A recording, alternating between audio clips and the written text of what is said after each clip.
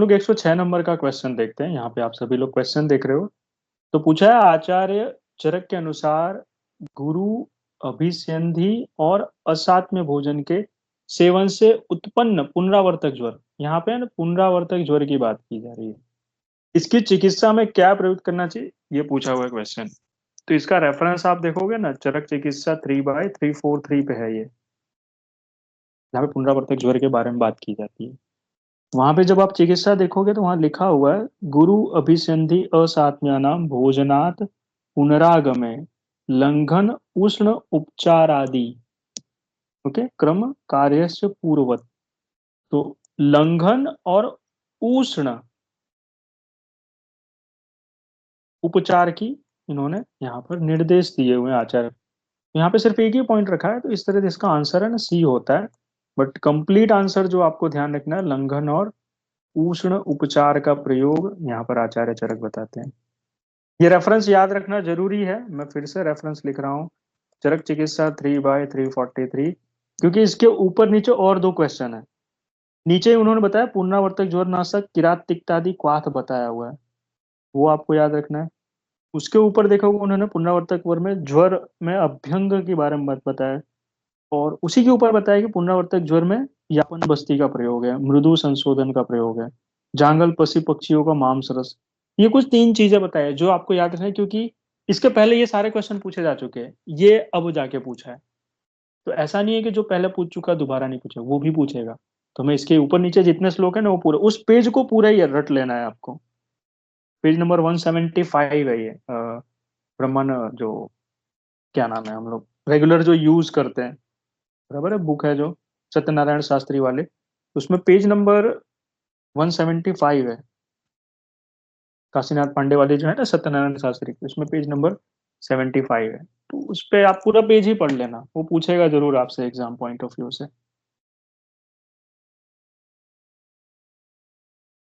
सभी को आवाज क्लियर आ रही है ना? Yes sir. ओके। एक क्वेश्चन था यहीं पे, आप बात चली तो पूछ ही लो।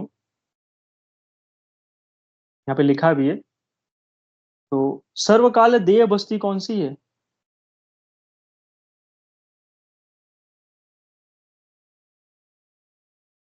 याद है? ये अपना बस्ती। Very nice.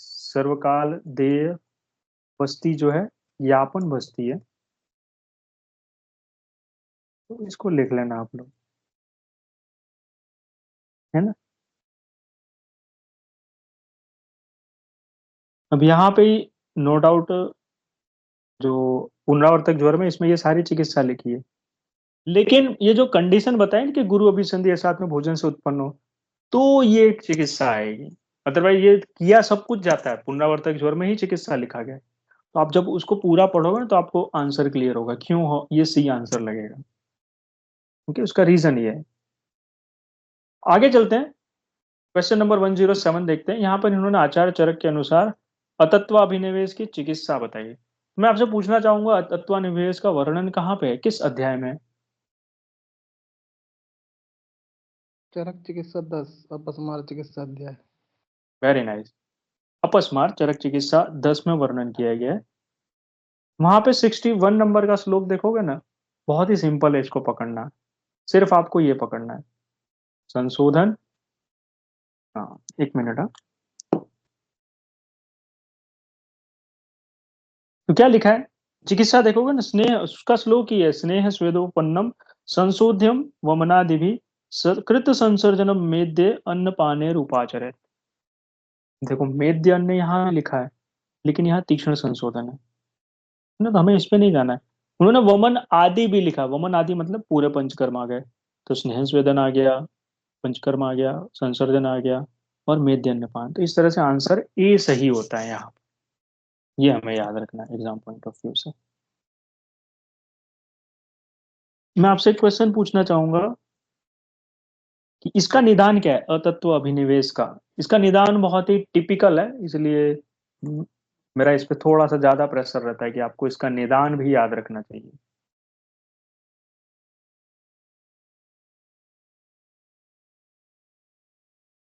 इसको मालूम है इसका निदान क्या है, अतत्व अभिनिवेश का?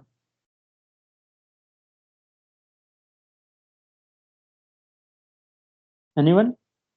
जब आतत्वाभिनिवेश आप शुरू करोगे ना, उसका पहला ही श्लोक है, वो निदान बताता है। मलिन आहार करके वो, और प्राप्त निग्रह उसके लास्ट में वेगान वेरी प्रकट नाइस, निग्रह। वेरी नाइस, बिल्कुल मैं यही आंसर ही चाह रहा था। मलिन आहार शीलस्य। क्योंकि आप लोग अगर अपस्मार उन्माद देखोगे ना, तो उसमें आहार के बारे में लिखा है।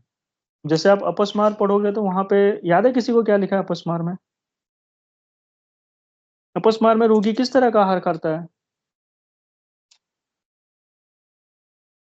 अहित सूची। अहित अशुचि। और उन्माद में? मलिन आहार। नहीं नहीं, उन्माद में मलिन आहार नहीं है। उन्माद में है विरुद्ध दुष्ट बाद में विरुद्ध दुष्ट अशुचि। अशुचि भोजना नहीं। हाँ, विरुद्ध दुष्ट अशुचि है। याद रखना है, उन्माद में विरुद्ध आता है, अपस्मार में अहित अशुचि है। ए ट्रिपल ए याद रखना है, उसको याद रखने का ट्रिक है ट्रिपल ए। और अतत्व अभिनिवेश में क्या? मलिन आहार शीलस्य। जबकि उन्माद में विरुद्ध दुष्ट अशुचि, विरुद्ध से स्टार्ट होता है। ये तीनों क्वेश्चन पैट हैं और बहुत इंपॉर्टेंट है, जो बार बार पूछे जाते हैं, तो ये याद रखना है हमें, क्योंकि एग्जाम में ये सारी चीजें कॉमन है जो पता होना चाहिए हमें। आगे आते हैं हम लोग। अब यहाँ पे मोस्ट ऑफ सारे क्वेश्चन है ना मॉडर्न के हैं, तो इसको मैं नहीं बोल रहा हूँ अभी। जस्ट हम लोग कंप्लीट कर ले 150 पूरा संस्कृत का, तो इसके बाद हम लोग चलते हैं। 113 में आते हैं हम लोग। आचार्य काश्यप के अनुसार इन्होंने पूछा है, नाभि समन्ताद शोथ और श्वेत अक्षि नख वक्रता। जब आप ओपन करोगे बुक में तो आपको सीधे सीधे इसका आंसर है ना पांडु मिलेगा। नाभि समन्ताद शोथ और क्या लिखा है? श्वेत अक्षि नख वक्रता। ओके, कोई बताएगा कामला में क्या दिया हुआ है? एनीवन? ये वेदना अध्याय में पूरा का पूरा बताया हुआ है।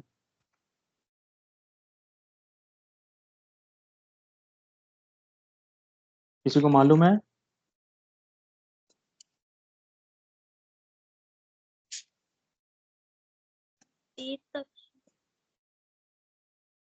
बोलो बोलो।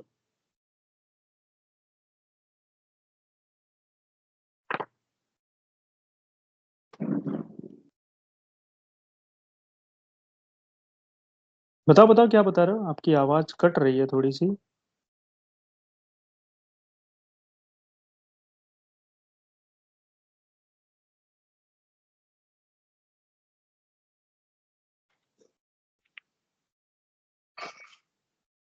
मेरी आवाज आ रही है सभी को?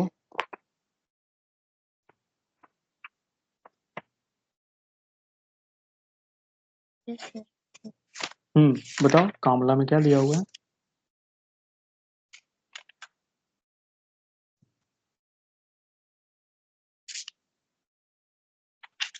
अच्छा, अलसक में बताओ। देखो इसमें कंडीशन है ना, आपको दो जगह डाउट हो सकता है, पांडु और अलसक में। कामला में तो थोड़ा सा श्वेतक्षी वक्रता आने का चांस कम है, क्योंकि आप सोचोगे यार इसमें होना हो जो है स्क्लेरा येलो होगी, वो एक निकल जाता है। हमारा जो डाउट है ना वो अलसक पे जाता है। बताओ कामला में क्या दिया है?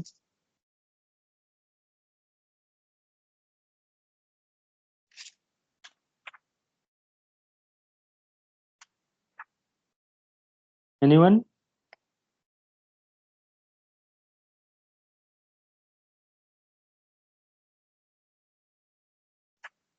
सिंपल है, थोड़ा ट्राई करो, आसानी से पकड़ लोगे।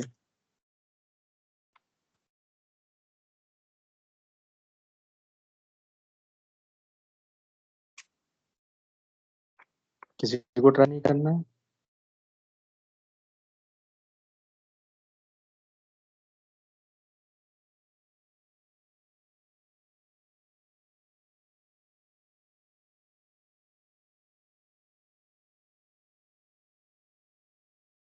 एक मिनट, हाँ।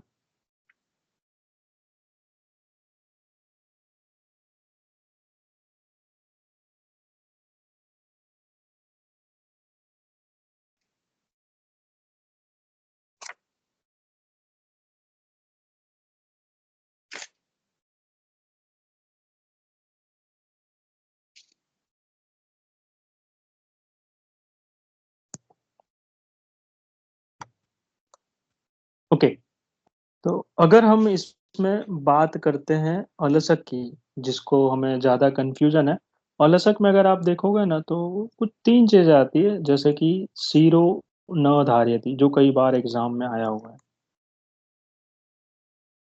ना। एक तो ये कई बार पूछा है, प्लस इसके आगे आता है भिद्यते जृंभते मुहु,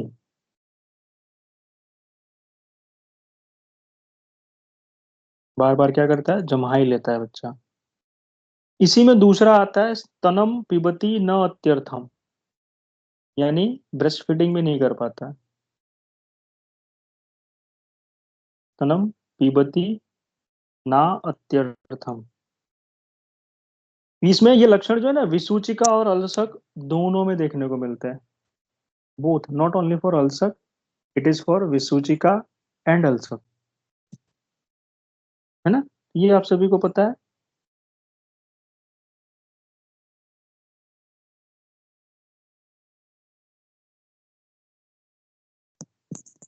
पांडु का आप देख ही रहे हो, क्वेश्चन जो है नाभि समन्तात शोथ श्वेत अक्षी नख वक्रता, ये लिखा है। कामला में क्या लिखता है, अगर आपको पता हो जो चीजें हैं उसमें, पीत चक्षु नख मूत्र विण मुख विणमूत्र ऐसे लिखा हुआ है। अब देखो ये क्वेश्चन इस तरह से तो नहीं है, लेकिन ये पूछ सकता है कि कहाँ पे पीतता देखने को नहीं मिलती है। इन्होंने क्या लिखा है, पीत चक्षु नख मुख और विणमूत्र, इन जगहों पे लिखा है कि यहाँ पे आपको येलोइश डिस्कलरेशन देखने को मिलेगा। Total 4 area. अगर एक इन फ्यूचर क्वेश्चन पूछे कहाँ देखने को नहीं मिलता है, वो हमें थोड़ा सा याद रखना होगा। और इन्होंने इसमें एक लक्षण और लिखा है कि नष्ट अग्नि रुधिर स्पृह, ये एक पिक्यूलियर साइन है कामला का, जो हमें थोड़ा सा याद रखना रहता है। तो इसको आप लोग लिख लेना।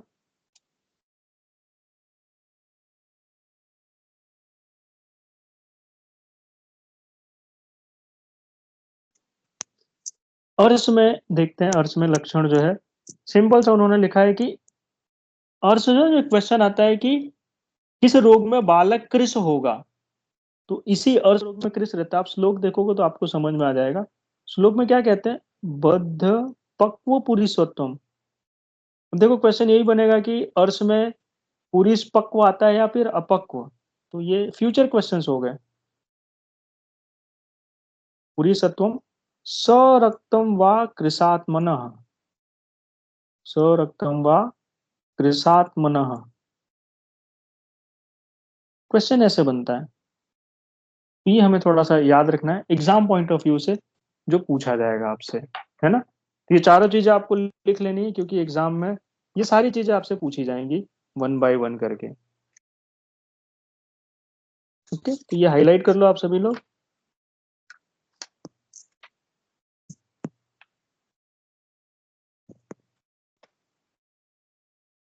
अगले क्वेश्चन पे चलते हैं, क्वेश्चन नंबर 114 देखते हैं हम लोग। यहाँ पे आचार्य काश्यप के अनुसार जात मात्र में सर्पी की मात्रा लिखी हुई है, याद रखना। सर्पी की मात्रा है, औषध की मात्रा डिफरेंट है, और लिखा है कि जात मात्र में कितना देना है हमें। किसी को पता है आंसर? कोल अस्थि। वेरी गुड, बहुत ही सिंपल सा आंसर है, कोलास्थि। और जात मात्र में अगर औषधि देनी हो तो क्या है मात्रा?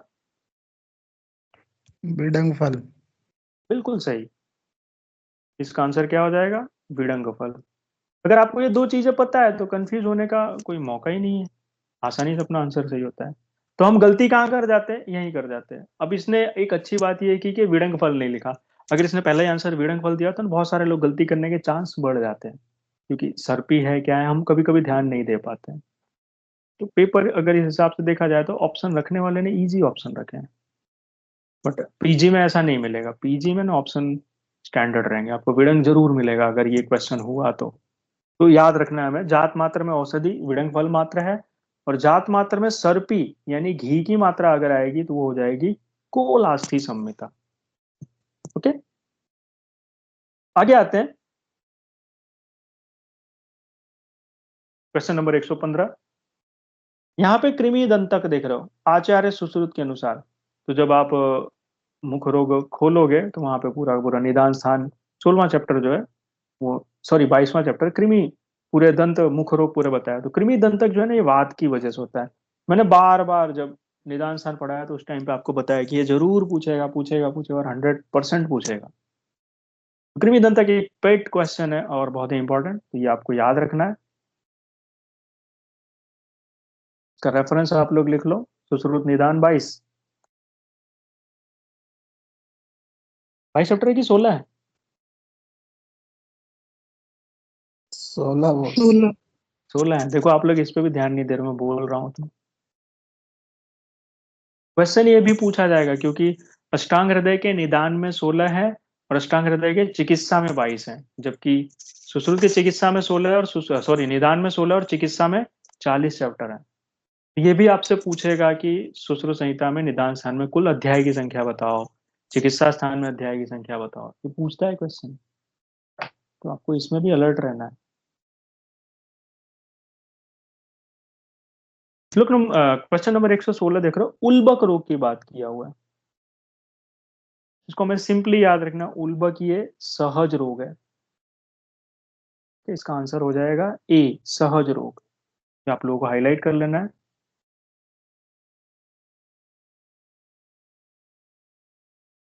आगे आते हैं क्वेश्चन नंबर 117। यहाँ पे हमें इन सभी को मैच करना है। तो ये आचार्य चरक के अनुसार बताया गया है। आप सभी को पता है आचार्य चरक संहिता में स्तन्य यानी दुग्ध जो रोग है वो कहाँ पे वर्णन है? रेफरेंस पता है? चरक चिकित्सा सन 30। सारे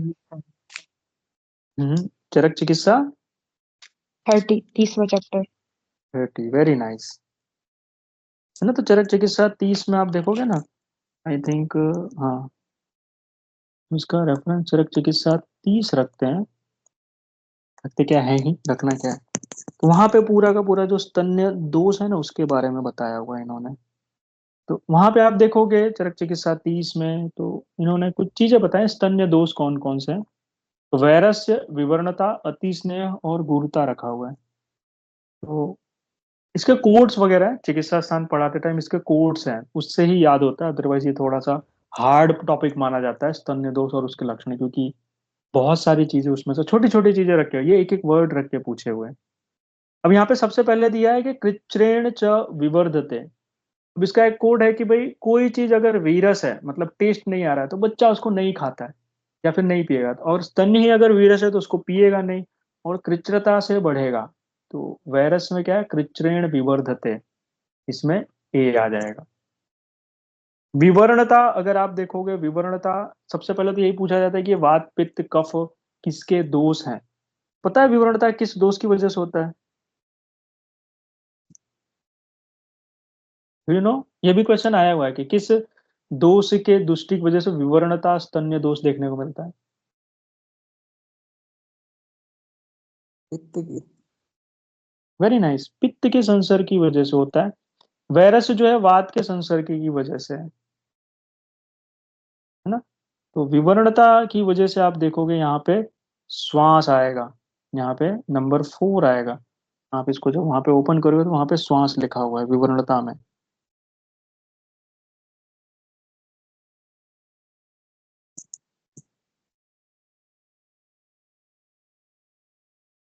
ओके।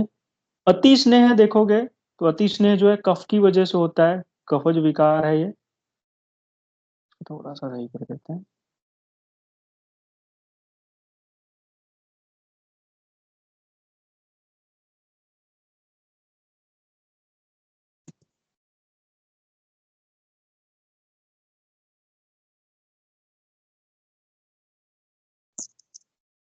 एक मिनट, हाँ।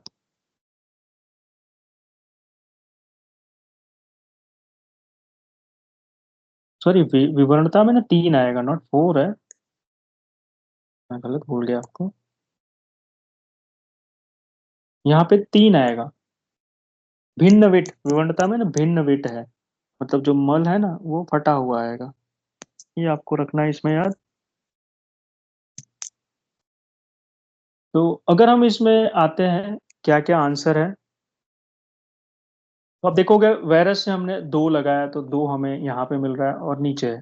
मतलब हमारे पास दो आंसर है, ए और बी में से हमें चूज करना है कि कौन सा सही है। डी में हमारा वन कॉमन हो गया, तो गुरुता में हमें हृदरोग अपने आप मिल गया। देखो यहाँ पे हमने विवर्णता में 3, भिन्नविट हो गया, तो अति स्नेह से क्या है 4 नंबर आएगा, श्वास रोग आएगा। इसका आंसर 2, 3, 4, 1 होता है इस तरह से। अति स्नेह अगेन कफज है, गुरुता भी कफ की वजह से होता है, और विवर्णता पित्त दोष की वजह से होने वाला, और वैरस वात दोष की वजह से होता है। वैरस में क्या आ जाएगा हमारा नंबर 2 कृच्छ्रेण विवर्धते, विवर्णता में भिन्नविट, अति स्नेह में श्वास रोग, और गुरुता में हृदरोग। तो इस तरह से आप देखोगे आंसर ए पहला वाला सही है। इस तरह से इसका आंसर निकलता है। क्वेश्चन नंबर 118 देखो आप लोग, तो यहाँ पे लिखा है, क्वेश्चन दिया हुआ ये ग्रह रोग के बारे में बता रहा है कि अंगों से कृश एक शिशु, अंग से क्या है कृश है, ज्वर अरुचि गोमूत्र सम देह गंध के साथ उपस्थित हुआ है। परीक्षा करने पर उदर पर काले रंग का शिराजाल देखा गया है। तो आचार्य वाग्भट के अनुसार, अभी आचार्य वाग्भट हो, चरक हो, सुश्रुत हो, काश्यप हो, कुछ भी हो, मुखमंडी का चरक में वर्णन नहीं आप सभी जान रहे हो, तो सुश्रुत में हो जाए या काश्यप में हो या फिर वाग्भट में हो। तो इसमें सबसे पहले इसका जो क्वेश्चन है ना, आपको ये यहीं से पकड़ सकते हो आप लोग। ये एक इंपॉर्टेंट इसका फीचर है। मुखमंडी का जो ग्रह रोग है ना, वो गौशाला, गाय जहां रहती है वहां पे पाई जाती है। तो आपको यहीं से ये क्लियर हो जाएगा कि मुखमंडिका में क्या है, आंसर इसका मुखमंडिका होगा,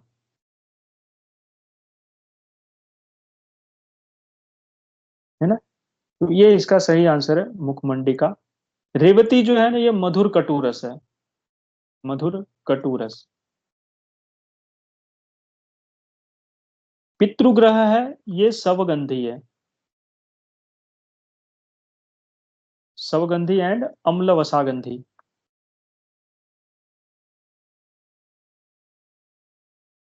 किसी को पता है शुष्क रेवती में किस तरह की गंध है? एनीवन? गिद्ध की गंध। Very nice. गिद्ध, गिद्ध की गंध आती है शुष्क रेवती में। Very nice.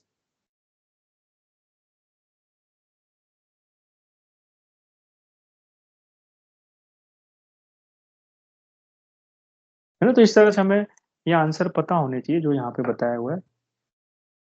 आगे चलते हैं हम लोग, क्वेश्चन नंबर 119 पे आते हैं। पुत्रिणी की बात की है, तो आप सभी जान सकते हो पुत्रिणी यहाँ पे एक क्या है, स्त्री रोग नहीं है, बाल रोग नहीं है, अस्थि भंग भी नहीं है, प्रमेह पीड़िका। इसका सही आंसर सी हो जाता है, प्रमेह पीड़िका। पुत्रिणी, पुत्रिणी, विदारिका, विनता, वो सब लिखा हुआ है, आप जब देखोगे तो मिलेगा ये। नेक्स्ट आते हैं, चरक संहिता के अनुसार सूची 1 को सूची 2 से मैच करना है। तो हम देखते हैं, सबसे सिंपल अगर देखा जाए तो कुछ चीजें यहाँ पे पूरा संस्कृत लिखा हुआ है, थोड़ा सा टिपिकल है। हम सबसे पहले ऑप्शन देखते हैं, विकृति विषम संवेता नाम लिखा है, नानात्मक विकार लिखा है, पादांशिक क्रम लिखा है, विशुद्ध रक्त पुरुष लिखा है, निद्रा नाश के हेतु। इसको हम एटलीस्ट आसानी से पढ़ सकते हैं कि हाँ भाई क्या लिखा है। अब हम आते हैं क्वेश्चन क्या पूछ रहा है, तो ये तो हमें समझ में आ गया कि क्या क्या लिखा हुआ है।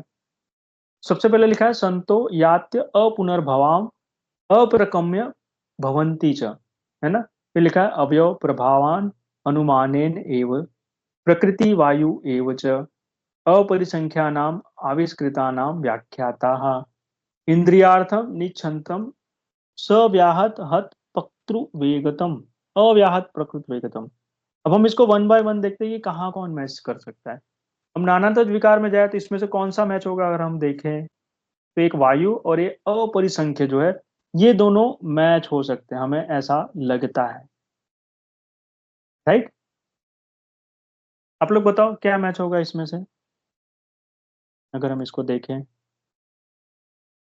अगर वैसे मैं बताऊं इसका आंसर है, सिर्फ एक ऑप्शन पकड़ लो ना, उसी से सही हो जाता है, सिर्फ एक ऑप्शन। बताओ नानात्व विकार में क्या आएगा, नंबर 2 ऑप्शन किसके साथ जाएगा? एनीवन? चलो सी और डी, चलो मैं आपको इतना सिंपल कर देता हूँ, सी और डी में से नंबर 2 जो ऑप्शन है वो किस में आएगा? बता सकते हो? डी में। वेरी नाइस, बिल्कुल सही बताया आपने। नानात्मक विकार क्या है? अपरिसंख्य है, इनफाइनाइट। तो इसका आंसर सही में 2 है। और लिखा है संतो यात्य अपुनर्भवाम अप्रकाम्य भवंती च। अप्रकाम्य मतलब फिर से कम नहीं होंगे, और अपुनर्भव होंगे। तो ऐसा इसमें से आप देखोगे ना, सिर्फ एक ही है, पादांशिक क्रम। क्रम अनुसार बढ़ाए गए गुण और घटाए गए गुण जल्दी से वापस नहीं आते। अप्रकम्य का मतलब है पुनः न आना। तो इसका आंसर है ना, इसमें 3 आता है, ए में 3 आएगा। इसी तरह से आप देखोगे अवयव प्रभाव अनुमानेन, है ना, एव। तो यहाँ पे आप ऑप्शन अगर देखोगे ना, सी, बी जो है, तो बी में आपका आंसर एक आ जाता है। ये इसका हो जाता है विकृति विषम संवेतानाम,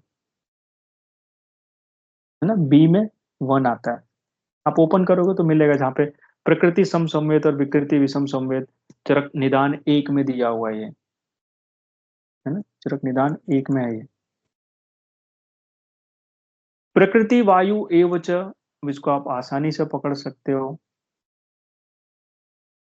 क्या सी में क्या चले जाएगा हमारा? अगेन 5 नंबर, निद्रा नाशस्य हेतव। और लास्ट में आता है आपका यहाँ पे जो है इंद्रियार्थ निच्छन्न अव्याहत प्रकृतिगतम, ये हो जाएगा नंबर 4 पे जाएगा। तो ये हो जाएगा विशुद्ध रक्त पुरुष के लक्षण है। इस तरह से इसका आंसर है ना सी होता है। आप देखोगे 3 1 5 2 4, इसका आंसर सी जाता है।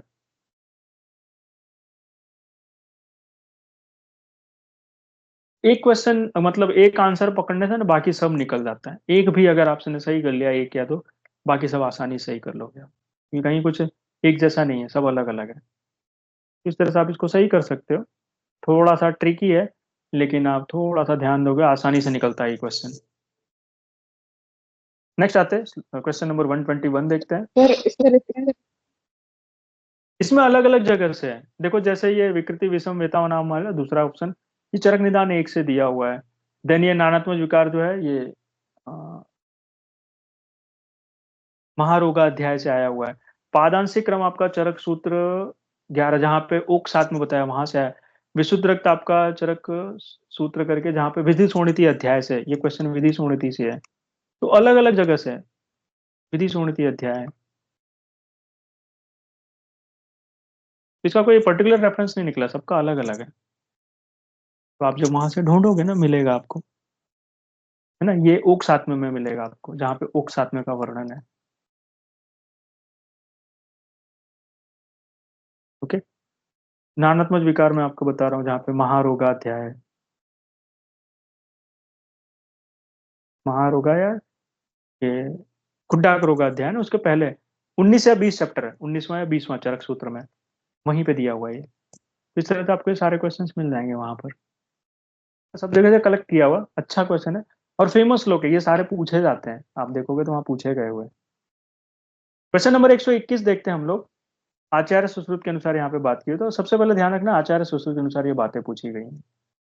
अब इन्होंने क्या बोला है, ये विष के बारे में बता रहे हैं कि विष के गुण और उसके कार्य। आई थिंक ये सभी को याद रहते हैं, ऐसा नहीं कि किसी को याद ना हो, क्योंकि क्वेश्चन बहुत बार आया है।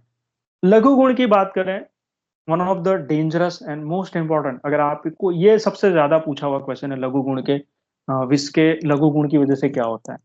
तो इसका आंसर है ना, ये है लघु गुण जो है ना दुष्चिकित्स्य होता है।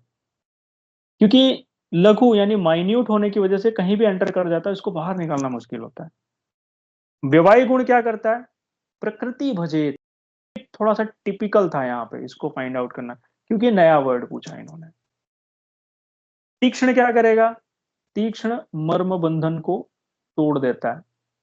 नंबर 4 आता है। रुक्ष वात प्रकोप करता है। तो 3142 इसका आंसर है, सी इसका आंसर जाएगा। और ये सुश्रुत कल्प स्थान में दिया हुआ है, जहाँ पे इसके गुणों का वर्णन आई थिंक फर्स्ट में ही बताया गया है। ओके, तो सुश्रुत कल्प स्थान आपको इसका रेफरेंस याद रखना है। ओके।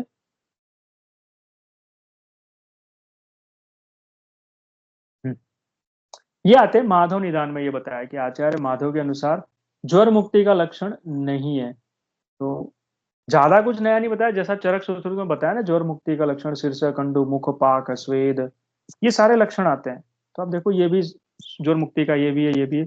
अंतरदाह ये लक्षण नहीं है, तो सही आंसर इसका डी होता है आचार्य माधव के अनुसार ज्वर मुक्ति का लक्षण अंतरदाह इसमें से नहीं है। वेरी सिंपल क्वेश्चन, आप इसको फाइंड आउट कर सकते हो। आगे चलते हैं हम लोग। ये अच्छा क्वेश्चन था, क्वेश्चन नंबर 124 मेरे हिसाब से अगर देखा जाए तो थोड़ा सा टिपिकल है इसको फाइंड आउट करना। आचार्य माधव के साथ उन्होंने आमवाद का जहाँ वर्णन किया हुआ है, माधव निदान आमवाद में, आमवाद जो निदान अध्याय है वहां पे इन्होंने इसका वर्णन किया हुआ है। देखो इन्होंने पूछा है सामान्य लक्षण की बात की, जो आपको ध्यान रखना है ना, इज टॉकिंग अबाउट आमवाद के सामान्य लक्षण। तो सामान्य लक्षण में अगर आप देखोगे तो बताओ क्या नहीं हो सकता, आप लोग बताओ क्या नहीं होगा। सिंपल सा, हर कोई पकड़ सकता है, बहुत ही सिंपल है।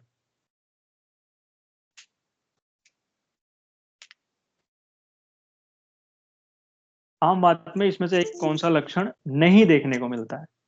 मैं पूछ रहा हूं नहीं, इसने पूछा है क्या देखने को मिलता है। स्वेद। स्वेद, वेरी गुड। स्वेद लक्षण देखने को नहीं मिलता है, बराबर है। बाकी ज्वर और अरुचि सबको पता है देखने को मिलता है। तो इन्होंने देखो 1-4 दिया है, कहीं नहीं दिया है ना। 1 और 2 तो हो नहीं सकता क्योंकि अरुचि ऑलरेडी होगी। 3 एंड 4 होने के चांस नहीं है। तो हमारे पास जो ऑप्शन बचता है वो है 1 2 4, इसलिए बी आंसर इसका सही है। तो देखो आपको 2 ऑप्शन पता है तो भी आप सही कर लोगे, क्योंकि बाकी सारे ऑप्शन मैच नहीं कर पाएगा ये। इसलिए हमारा जो है ये तीनों के तीनों इसमें देखने को मिलते हैं, 1 2 4। तो आंसर इसका जो है बी सही आंसर है इसका। ओके, आगे देखते हैं। आचार्य सुश्रुत के अनुसार वात रक्त का प्रसार, मतलब वात रक्त का जो प्रसार है स्प्रेडिंग किस तरह से होता है, या फिर सिंपल इन्होंने पूछा कि वात रक्त में वेदना कैसी होती है। तो सभी को पता है आखू विश्वत लिखा हुआ है।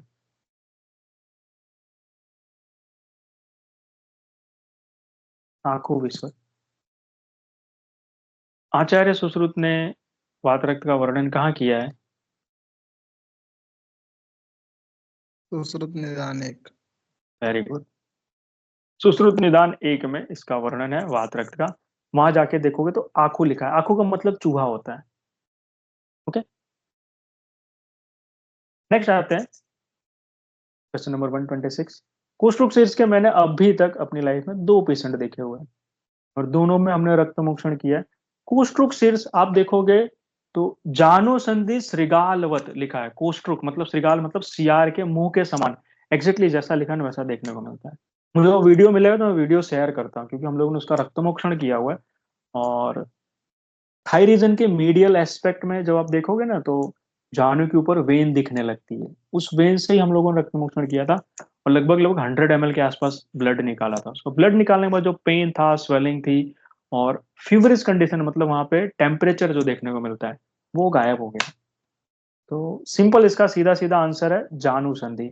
कभी कभी आप लोग क्या करते हो, गुल्फ संधि में कंफ्यूज होकर सही मारते हो, लेकिन गुल्फ संधि का मतलब होता है एंकल ज्वाइंट, और इसका आंसर जानु संधि मतलब नी ज्वाइंट। ये थोड़ा सा याद रखना, मैंने कई लोगों को ये गलती करते हुए देखा हुआ है। नी जॉइंट में इसकी दिक्कत देखने को मिलती है, कोस्ट्रोक्सिड्स नी जॉइंट को अफेक्ट करता है, ठीक है, आपको याद रखना है। आगे चलते हैं हम लोग, क्वेश्चन नंबर 127। आचार्य माधव कर या कोई भी हो, चरक हो सुश्रुत हो, सबने एक ही बात बोली है, हमें इसमें कोई ज्यादा कंफ्यूजन। माधव निदान है ना, इट्स नथिंग, ये कुछ नया नहीं है, इन्होंने जस्ट कंपाइलेशन लिखा हुआ है। सब लोग कहते हैं निदान है माधव श्रेष्ठ, बट ऐसा कुछ भी नहीं है, ही इज जस्ट कंपाइलर, उन्होंने कंपाइल की हुई चीजें यहाँ से उठा के। तो स्वेदाधिक्य और स्वेदहीनता, आप खुद ही बताओ इसमें से कौन सी व्याधि आपको लग रही है। आम बात में स्वेद होता नहीं है, अस्मरी में ऐसा कुछ है नहीं, पुरुष स्तंभ का लेना देना नहीं है, बचता है एक वात रक्त। वात रक्त। वेरी गुड, वात रक्त एक आंसर बचता है जो सिंपल सा है।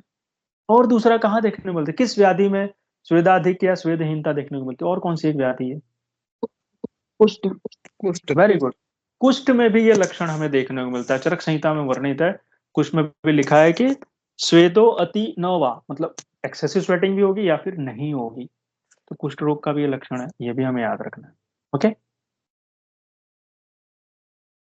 आगे आया, इन्होंने पूछा है कि अब देखो क्वेश्चन है, आचार्य चरक के अनुसार निम्नलिखित में से कौन सा एक निदान का समानार्थी शब्द नहीं, मतलब पर्याय नहीं है। तो आयतन, प्रत्यय, समुत्थान और परिणाम। आयतन भी है, प्रत्यय भी है, समुत्थान भी। परिणाम का मतलब रिजल्ट होता है, तो ये नहीं है, तो सही आंसर डी है। बाकी तीनों है ना, दीज ऑल आर पर्याय। हेतु हो गया, ये सभी इसके पर्याय है, निदान के कारण है,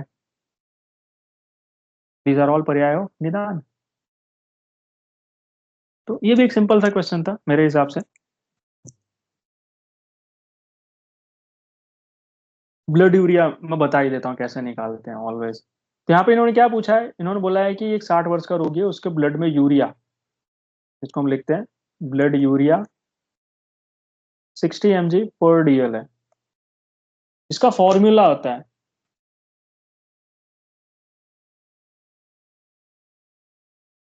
एक मिनट,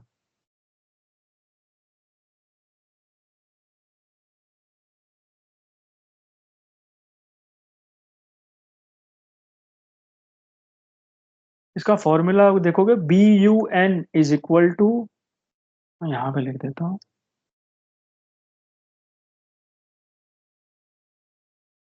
हमें लगता है यार बहुत हार्ड क्वेश्चन है, बट बहुत सिंपल है। But blood urea upon, sorry,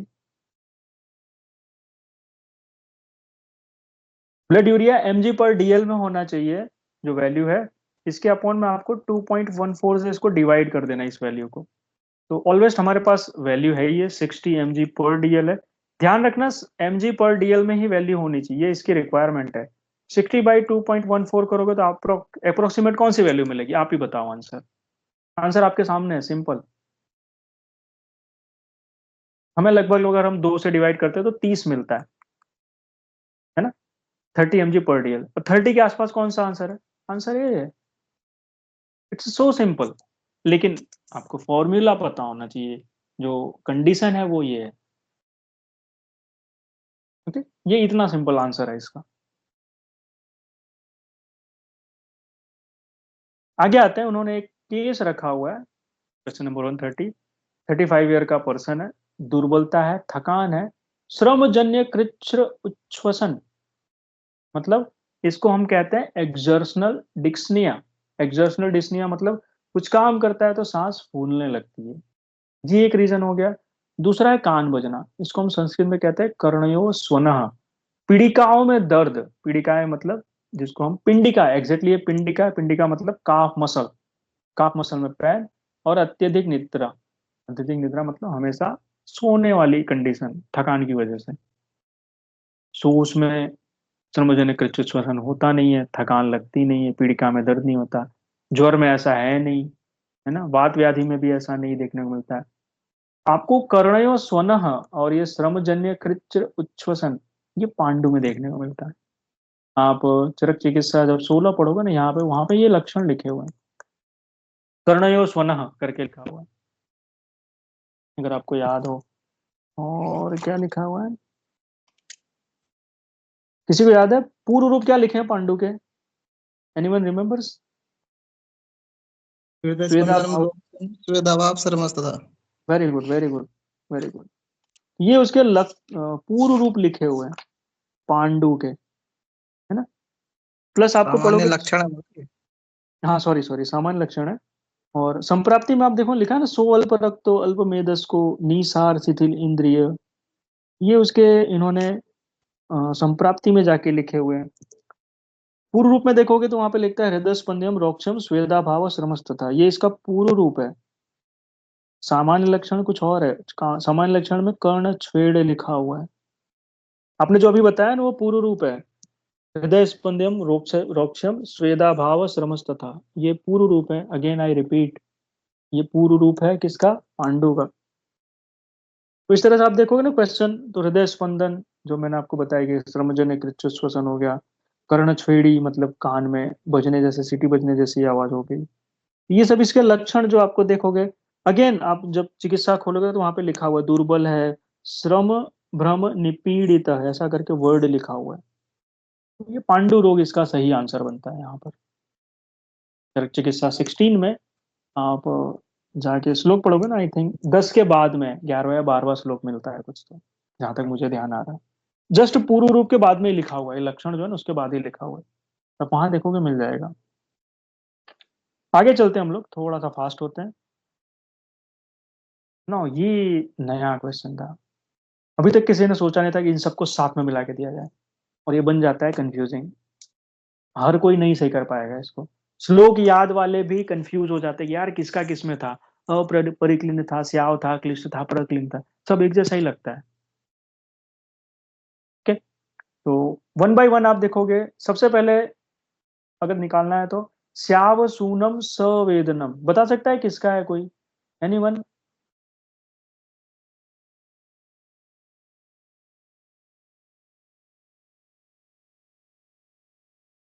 anyone?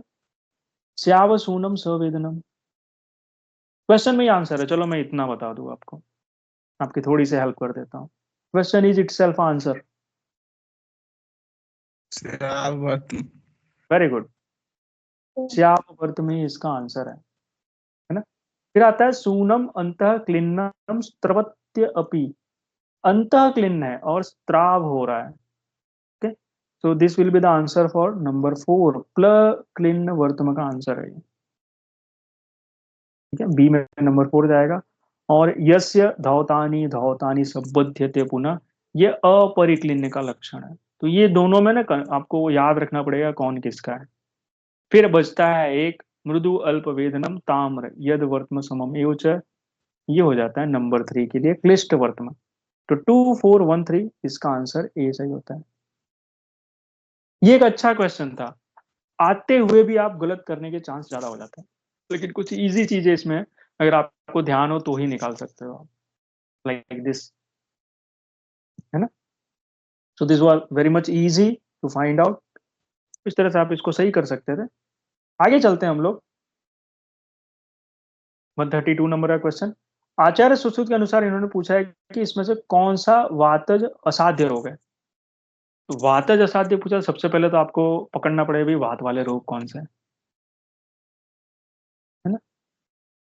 तो एनीवन रिमेम्बर्स, नेत्र रोग कोड है, हम लोगों ने कोड पे पढ़ा हुआ,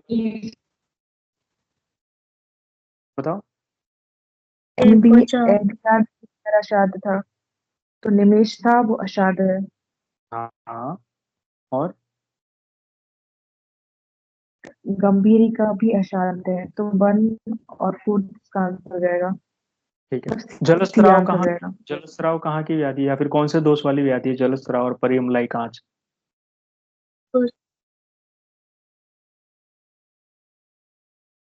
बताओ, जलस्राव में कौन सा दोष है? पित्तर दोष। जलस्राव, कफ दोष। Anyone else? जलस्राव किस दोष की वजह से होता है जलस्राव, बताओ। कफ दोष। ओके, कहाँ की व्याधि है जलस्राव, बताओ भाई। शुक्ल संधिगत। कहाँ की है?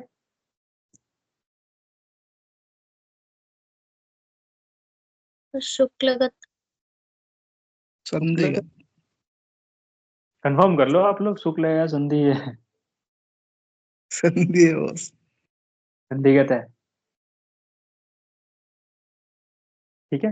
तो इसमें दो ही आंसर है, 1 और 4 है, तो इसका आंसर इस तरह देखोगे ना सी लगेगा। ठीक है, नेक्स्ट चलते हैं हम लोग, क्वेश्चन नंबर 133 देखते हैं। अब देखो क्वेश्चन जो हम लोगों ने अर्म पढ़े हुए हैं, इसको टेरिजियम कहते हैं, इसके पेशेंट देखने को बहुत मिलते हैं, सर्जरी की जाती है। पूछ रहा है कि विस्तीर्ण मृदु बहल यकृत प्रकाश, इसको पकड़ने का एक ही फंडा है, यकृत प्रकाश कैसे पकड़ा जाए। आपने ये पकड़ लिया मतलब आंसर सही कर लो, this is one of the important. यकृत प्रकाश इसमें देखने मिलता है, अधिमांस में देखने को मिलता है। शुक्ल अर्म में क्या देखने को मिलता है? अब हमने एक पकड़ लिया, बाकी तो पता होना चाहिए ना, बताओ। विवर्त चरण। क्या कह रहे हो? विवर्धते चिरेण मतलब देरी से बढ़ता है। मिनट, हाँ बिल्कुल सही कह रहे हो, विवर्धते चिरेण इन्होंने बताया हुआ है। आगे लोहित में क्या मिलेगा हमें? कमल के समान। कमल तो नहीं लिखा, संस्कृत में जो लिखा है हमें वही वर्ड यूज करना चाहिए। पद्मापम। शुक्ल में लिखा है वर्धते चिरेण, धीरे धीरे बढ़ता है। मतलब जो क्वेश्चन आता है हम उसकी बात कर रहे हैं, बाकी तो सब कुछ शुक्लाख्य लिखा है, आप पकड़ लोगे इसको आसानी से, कोई इतना ज्यादा अ, बहुत हार्ड नहीं है इसको पकड़ना। लोहित अर्म में देखोगे ना तो इन्होंने लिखा है पद्माभ। पद्माभ का मतलब होता है, पद्म मतलब लोटस होता है, आप सभी को पता है। पद्माभम लिखा हुआ है इन्होंने वहां पर, है ना, लोहित में। और स्नायु वर्म एक जो है वहां पे इन्होंने लिखा है खर प्रपांडु, या फिर यत पिसितम उपैति, ऐसे करके उन्होंने वर्ड लिखा हुआ है, यत पिसितम उपैति।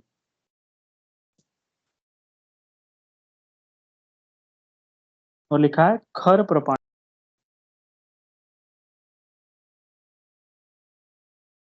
है ना। और अधिमांश आप देख ही रहे हो, अधिमांश में यकृत प्रकाश लिखा ही हुआ है। तो जैसे हम पकड़ते हैं या फिर उसको फाइंड आउट करते हैं, तो ये इसका एक्सप्लेनेशन हो जाता है ना। उत्तर तंत्र 4 है आई थिंक सो, सुश्रुत उत्तर तंत्र, चौथा चैप्टर जो है ना वो आपका शुक्लगत रोग हो जाता है, इसका रेफरेंस है। बाकी आप सब जानते ही हो, इसमें पढ़ा हुआ है आपने को तो पता ही होगा। क्वेश्चन नंबर 134 देखते हैं, 134। अब इन्होंने पूछा है कि आचार्य सुश्रुत के अनुसार दृष्टे गोचरम विभ्रमात किस पतलगत दोष का लक्षण है? बता सकता है कोई? सबसे पहले ये कहाँ करोगे, पटलगत रोग दोष जो है, वो पटलगत रोग किस में होते हैं? कृष्णगत, शुक्लगत, कहाँ पर? प्रश्न कृष्णगत है पक्का?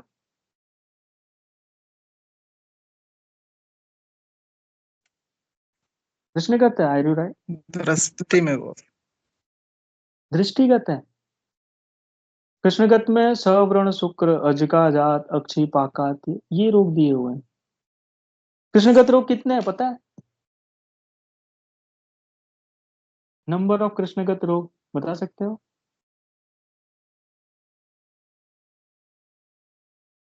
बताओ, कृष्णगत रोग कितने आचार्य सूची के अनुसार? चलो पहले तो यही कंफर्म कर लें हम लोग। 4 वो। 4 है। 3 रक्तज और 1 सन्निपातज है ना, जो अक्षिपाकात्या है वो सन्निपातज है, बाकी तीनों रक्तज है, सवर्ण, अव्रण और अजका जात। ये दृष्टिगत रोग है, पटलगत दोष है ना सारे दृष्टिगत रोग है, ध्यान रखना है। आप लोग तो इंट्रोडक्शन में ही फंस जा रहे हो। ओके, दीज आर ऑल दृष्टिगत रोग में वर्णन किए गए। प्रथम पटलगत में देखोगे ना, सिर्फ एक ही लक्षण है प्रथम पटलगत का, अव्यक्तानि स्वरूपाणि सर्वाणि एव प्रपश्यति, ऐसा करके लिखा हुआ है। तो प्रथम पटलगत होने का तो चांस ही नहीं है, तो ये हमें क्लियर कट पता है। अव्यक्तानि य रूपाणि सर्वाणि एव प्रपश्यति,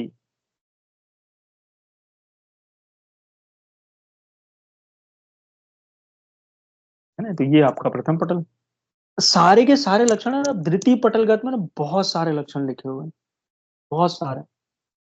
इवन इतनी सारी चीजें लिखी, आपको मैं एक बार बोलूं, अगर कुछ नहीं भी समझ में आता है ना, आंख बंद करके दृष्टिगत मारो, 60 to 70% आंसर सही जाता है कि 60 to 70%। ये आप इसको आसानी से पकड़ सकते हो, क्या हमें लगाना है एग्जाम पॉइंट ऑफ व्यू से। एक क्वेश्चन है, किस पटलगत दोष होने पर हम उसको कांच बोलते हैं? बता सकते हो? यानी दोष किस पटल में चले जाए तो हम उसको कांच बोलेंगे?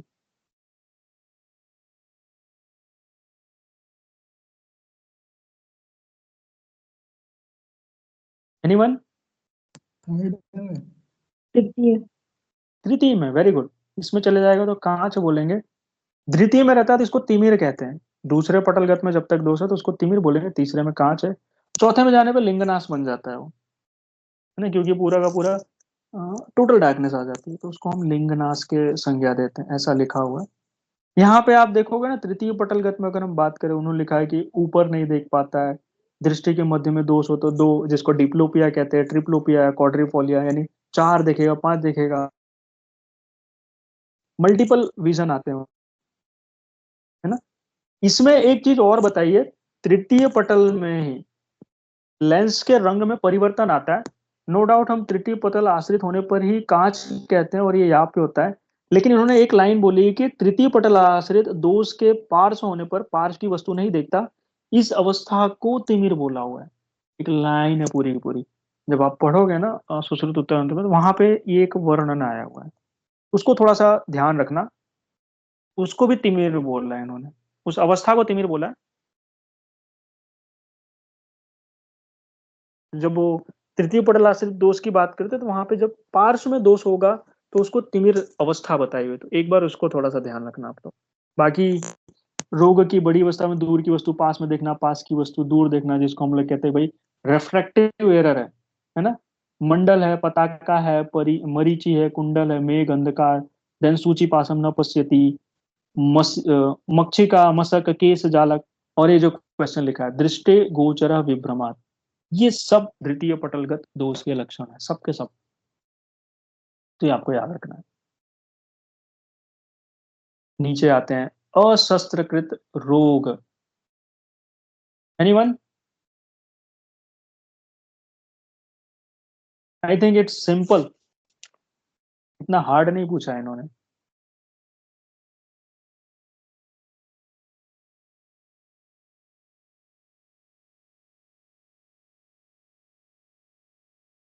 बता सकते हो?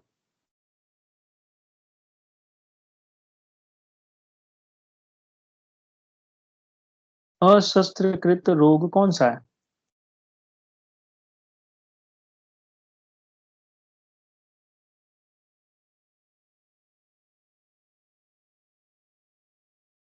नहीं मालूम?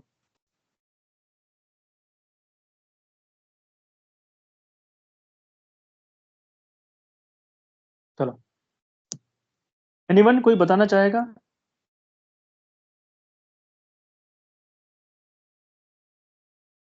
पिस्टक तो है वो। वेरी गुड, पिष्टक है अशस्त्रकृत, बिल्कुल सही बता रहे हो आप। देन सुक्तिका है, और दो बचते हैं हमारे पास, धूमदर्शी बचता है और सिरोत्पाद बचता है। धूमदर्शी धूमदर्शी में क्या करते हैं हम, क्या चिकित्सा है धूमदर्शी की?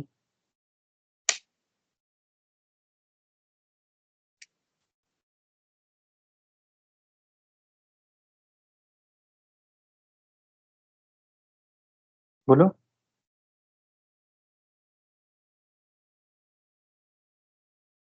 धूमदर्शी में क्या करते हैं हम?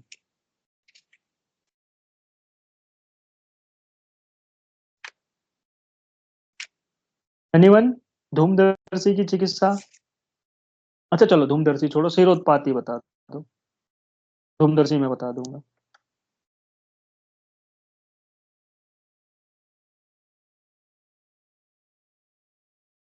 सिरोत्पाद बता दो, धूमदर्शी में बता देता हूँ, आपको इतनी ऑफर दी जा रही है।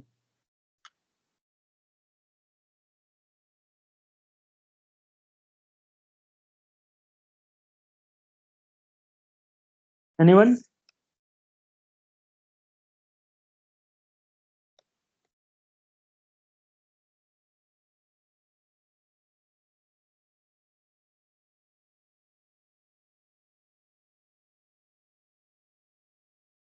नहीं पता किसी को? देखो, धूमदर्शी भी है ना, अशस्त्रकृत है, धूमदर्शी भी अशस्त्रकृत है। किसी को पता है सिरोत्पात में क्या चिकित्सा करते हैं? तो छेदन करता है। Very nice. सारी जहां पर भी सिरा लिखी है ना, उन सभी में उन्होंने पर्टिकुलर चिकित्सा बताई, सिर्फ एक को छोड़ के।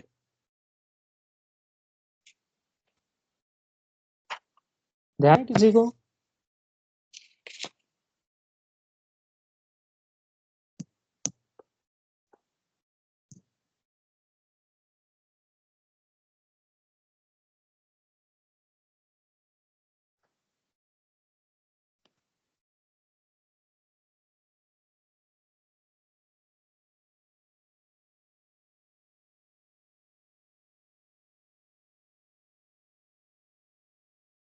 एक मिनट। हाँ,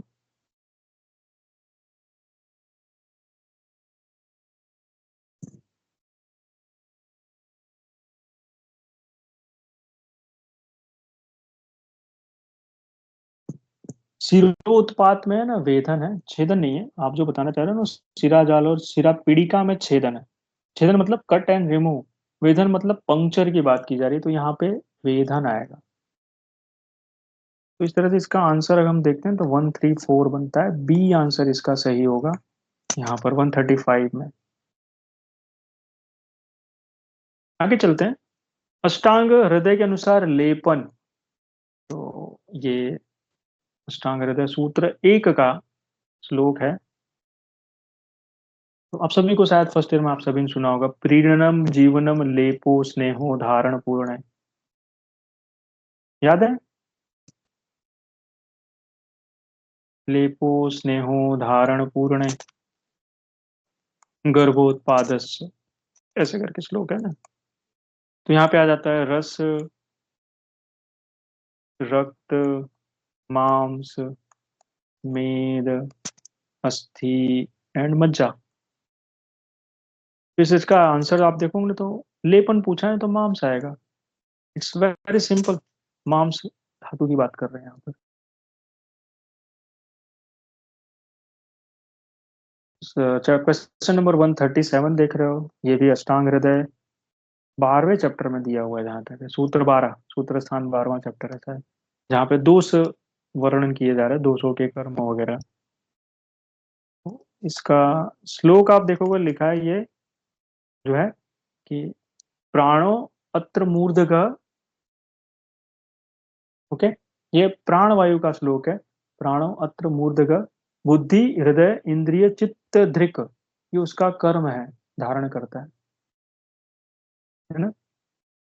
स्टीवन छवथु उद्गार निश्वास अन्न प्रवेश कृत, यहाँ पे दूसरी लाइन लिख देता हूँ।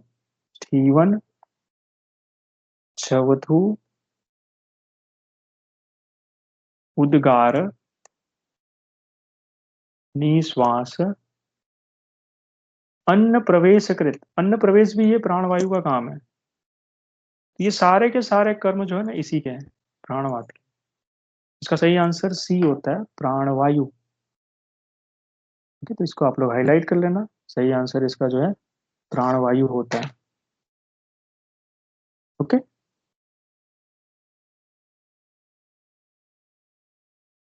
आगे आया है कि सुश्रुत संहिता के अनुसार सर्व चेष्टा स्व प्रतिघात निम्न में से किसका प्राकृत कर्म है?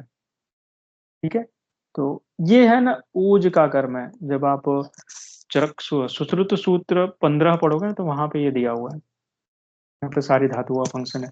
तो ऊज के बारे में, जहाँ ऊज व्यापत, ऊज विश्रम, ऊज है ना, वहीं पे ऊज के कर्म बताया कि सर्व चेष्टा स्व प्रतिघात, ये इन्होंने ऊज के कर्म में बताया हुआ, तो इसको आप हाईलाइट कर सकते हो। वेरी सिंपल टू अंडरस्टैंड,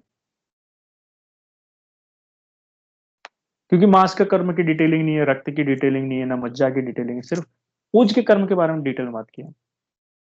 अब यहाँ पे आया कि आचार्य चर्य के अनुसार परीक्षा का क्या प्रयोजन है, बता सकता है कोई? ज्ञान प्राप्ति, ज्ञान वृद्धि, प्रतिरक्षण, इनमें से कोई? प्रतिरक्षण तो बिल्कुल भी नहीं हो सकता। आपकी जो क्वेरी है इन तीन पे फंसे, ज्ञान प्राप्ति है, ज्ञान वृद्धि या फिर, तो सही आंसर इसका ना प्रतिपत्ति ज्ञान है, विमान स्थान में दिया हुआ परीक्षा। इसका सही आंसर प्रतिपत्ति ज्ञान पे आता है, जो आपको याद रखना है। क्वेश्चन नंबर हम लोग नेक्स्ट देखते हैं 140। आचार्य चार्वाक किस प्रमाण को मानते थे? चार्वाक को हम लोग नास्तिक दर्शन में रखते हैं, ही इज नास्तिक। मतलब नास्तिक किसको बोला जाता है आयुर्वेद में? नास्तिक हम किसको मानते हैं? जो किसमें न माने? ईश्वर पे। और सिर्फ ईश्वर नहीं है, और भी है।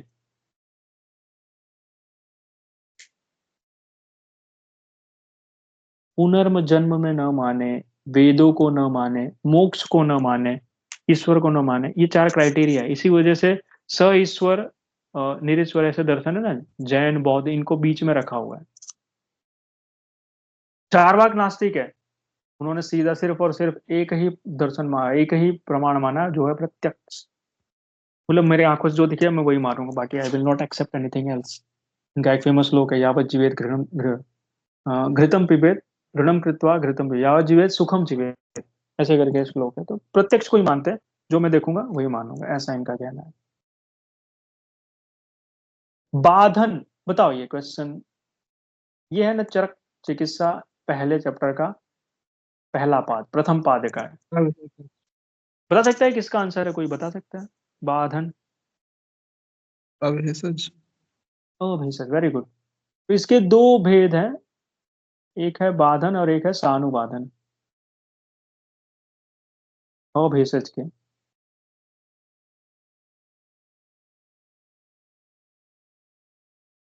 तो चरक चिकित्सा प्रथम चैप्टर का प्रथम पाद इन्होंने दिया हुआ उसमें है। अब आगे देखते हैं क्वेश्चन नंबर 142। तो यहाँ पे इन्होंने बताया हुआ है कि भाई आचार्य चरक के अनुसार अकाल पीत धूमपान के उपद्रव बताया हुआ है ना। तो इसका एक कोड है BAMS प्लस रक्त पित्त का कोड है, मैं बताता हूँ वो कैसे है।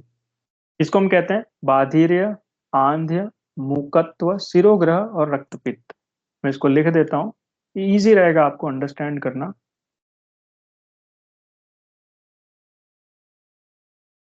बाधिर्य, आंध्य, मूकत्व, सिरोग्रह और रक्तपित्त मैंने लिखवाया। तो इस तरह से 5 लक्षण है। अब आप इसमें जो पकड़ सकते हो कौन सा है, तो इसमें जो पकड़ में आ रहा है दैट इज दिस वन। देखो सिरोग्रह है ना कि सिरोसूल है, प्लीज। जितना लिखा है ना, जो वर्ड मैंने हमेशा प्रेफर किया है कि आप संस्कृत पे ही ज्यादा प्रेशराइज करो, क्योंकि क्वेश्चन बदलेगा एक वर्ड बदलने से, है ना। अभी आप ध्यान नहीं दो, आप देखो सिरोसूल, गलत कर सकते हो। वैसे भी आप इसको पकड़ सकते हो आसानी से।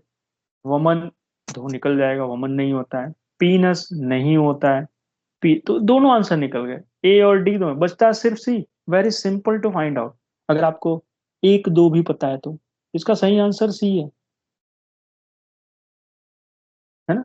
अंधत्व, रक्तपित्त और मूकत्व, बाधिरांध्य मूकत्वम शिरोग्रहम रक्तपित्तम, अकाल पित्त धूमपान के ये उपद्रव बताए गए। अब आते हैं हम लोग देखते हैं, ये क्वेश्चन है ना, इन्होंने लिखा आचार्य सुश्रुत के अनुसार प्रावृत ऋतु में किस रस का नियमित सेवन करना चाहिए। ये सुश्रुत उत्तर तंत्र 64th चैप्टर का, मतलब वहां से बताया गया है। इसका आंसर है ना फर्स्ट है, मधुर अम्ल लवण।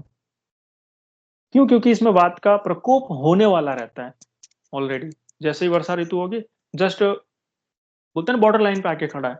तो वात को समन करने के लिए मधुर अम्ल लवण रस का प्रयोग करने का इन्होंने विधान बताया हुआ है यहाँ पे 143 में। ये उत्तर तंत्र 64th चैप्टर का, मतलब वहां से ये लिया गया क्वेश्चन।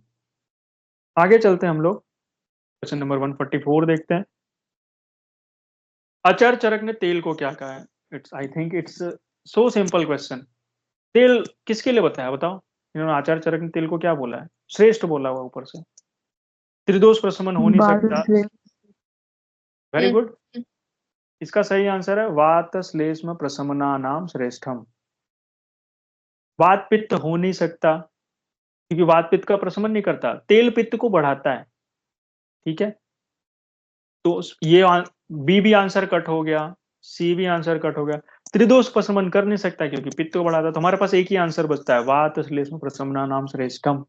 अगर आपको कोई एक भी एस्पेक्ट पता है ना, तो भी आप आंसर सही कर ले जाओगे, है ना। क्वेश्चन नंबर 145 ना थोड़ा सा हार्ड क्वेश्चन था। ओके,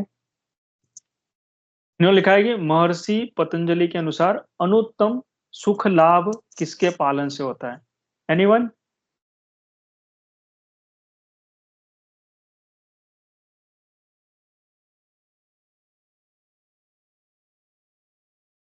संतोष।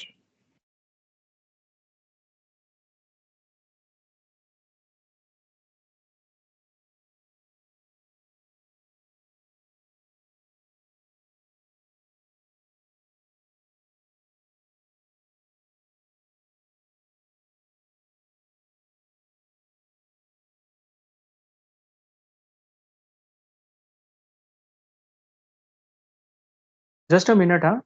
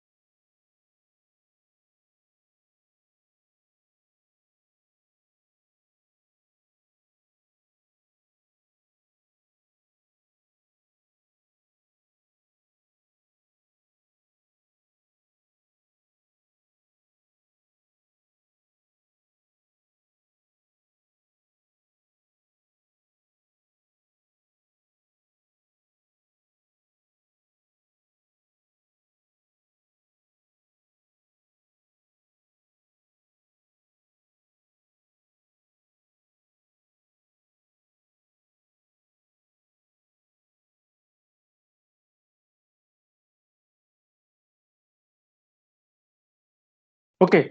तो हम लोग क्वेश्चन देखते हैं। क्वेश्चन नंबर 145 की बात कर रहे थे।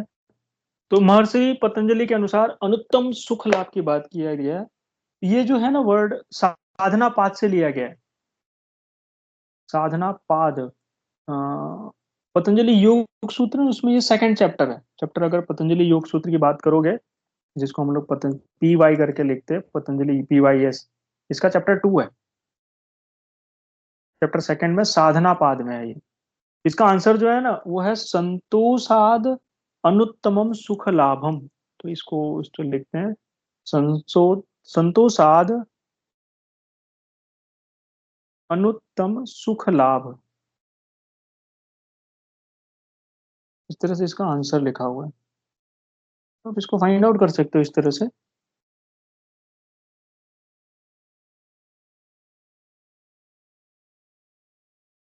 यू कैन फाइंड इट दोस्त। ये आपको थोड़ा सा ध्यान रखना है। मेरी आवाज आ रही है सभी को? Yes sir. आइए। Okay okay, fine.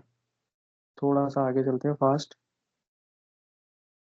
यहाँ पे इन्होंने NIS मतलब नेशनल इम्यूनाइजेशन शेड्यूल है, DPT की पहला जो टीका है ना, इसका आंसर है मास आएगा। 16 to 24 मंथ की बात, मास की बात किया हुआ है, यानी मंथ होता है ना। तो ये बूस्टर डोज की बात कर रहा है, DPT की बूस्टर डोज। ये आपको थोड़ा सा ध्यान रखना रहेगा। फाल्सीफेरम यानी मलेरिया, जिसको MP कहते हैं, मलेरिया फाल्सीफेरम का IP पूछ रहा है, इनक्यूबेशन पीरियड। ओके, तो ये थोड़ा सा कंट्रावर्सी में था। इसका आंसर है ना दोनों बता रहा है, लेकिन हम लोग है ना D के साथ जाना चाहिए, क्योंकि ये थोड़ा सा नियरेस्ट है।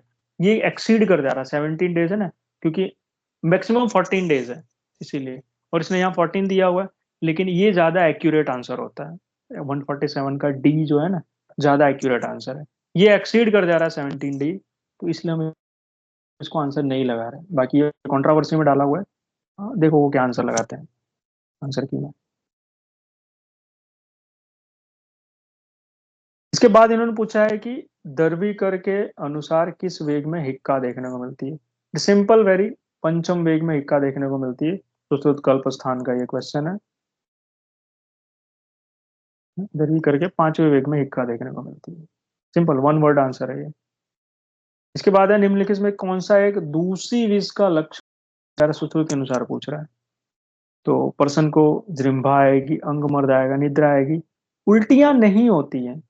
तो this one is the right answer. इन्होंने पूर्व रूप में पूछा हुआ है।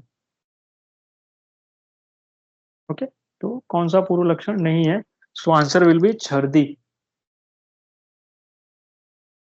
लास्ट में आते हैं, आचार्य सुश्रुत के अनुसार ग्रीवा स्तंभ की बात कर रहे हैं। तो स्तंभ और वत्स हम लोग इसको इस तरह से याद करते हैं। एक तरह की कोडिंग है कि भाई आप आसानी से इसको कैसे पकड़ सकते हो, जो यहाँ पर इन्होंने क्वेश्चंस पूछा हुआ है। तो स्तंभ आप देखोगे तो ग्रीवा में वत्स आ रहा है, तो आप इसको इस तरह से पकड़ सकते हो। ग्रीवा स्तंभ में आपको ये लक्षण देखने को मिलेगा, किसमें? वचनाभ की विषाक्तता में, वचनाभ की पॉइजनिंग में ये लक्षण देखने को मिलता है। ओके, तो इसको इस तरह से याद रखना है। ये वचनाभ में ग्रीवा स्तंभ है। इसमें और भी पीत वीड़ मूत्र नेत्रता भी दिया हुआ है, लेकिन जो वन वर्ड है ना, मैं आपको यहाँ पर लिखवा दे रहा हूँ। ग्रीवा स्तंभ हो जाएगा। सरसप विषाक्तता की अगर आप बात करते हो इसमें,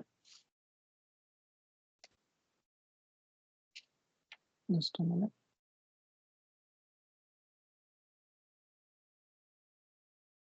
सरसप में ना ग्रंथि जन्म लिखा हुआ है। वात वैगुणी, वात वैगुणी ग्रंथि जन्म। हड़ताल में अगर आप आओगे तो हड़ताल में जो है,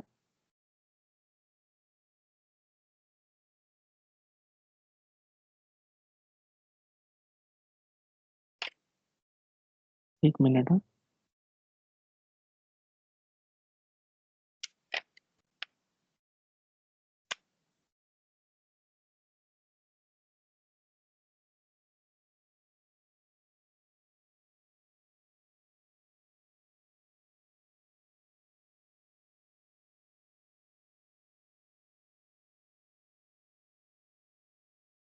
हड़ताल के मल्टीपल सिम्टम्स हैं, उसके बारे में हम लोग जो सिंपल है देख ले। अश्वमार की बात करते हैं। अश्वमार पता है किसका पर्याय है? बता सकते हो आप लोग?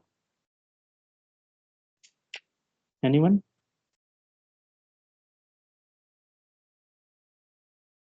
अश्वमार किसका पर्याय है, कोई जानता है?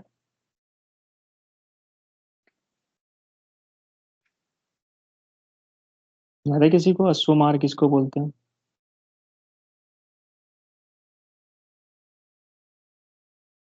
आवाज आ रही है सभी को? अश्वमार किसका यस पर्याय है? सर। हाँ, अश्वमार किसका पर्याय है?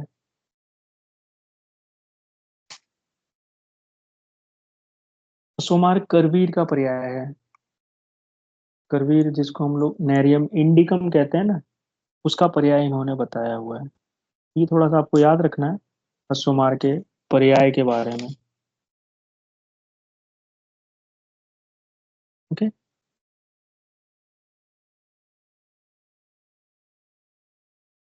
तो इतने सारे क्वेश्चन हैं जो पूछे जा सकते हैं। तो वत्सनाभ विषाक्तता इसमें 150 में